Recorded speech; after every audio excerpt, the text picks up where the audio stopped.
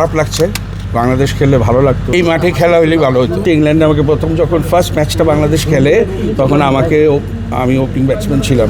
আমি যেটা বলেছি আগেও সেটা হচ্ছে মিরপুরে যতবার আমরা বাজিয়েছি it's a special moment because home of cricket.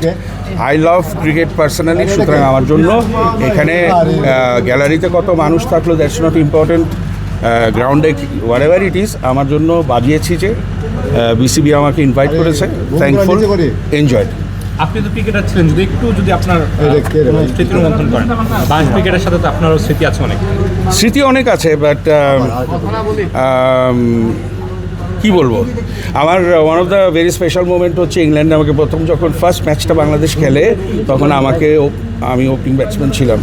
তখন শ্রীলঙ্কান রবি রত্নায়ক নাকি যেন দ্যাট ফাস্ট স্লিং বোলার সেটা ছিল, ওরা কম্বাইন করে টিমটা করতো। তো প্রথম ম্যাচটা যেটাতে আমার জন্য সবচেয়ে ক্রুশিয়াল ছিল, আমি স্কোর 76, ওই ইনিংসটা আমার জন্য খুব ইম্পর্টেন্ট। আজকে বাংলাদেশের ম্যাচ খেলার কথা ছিল যদি বাংলাদেশ খেলতো, ঠিক এই টাইমে মিরপুরে আসছেন, সো কতটা মিস করছেন আর বাংলাদেশ ক্রিকেটকে নিয়ে আসলে কি বলবেন? অনেক সময় মনে হচ্ছিল এই মাঠে খেলা হলেই ভালো হতো। খারাপ লাগছে, বাংলাদেশ খেললে ভালো লাগতো। যারা বাংলাদেশ টিমে সুযোগ পেয়েছিল তাদের জন্য আগামীতে সুযোগ পাবে কি পাবে না সেটা একটা ব্যাপার।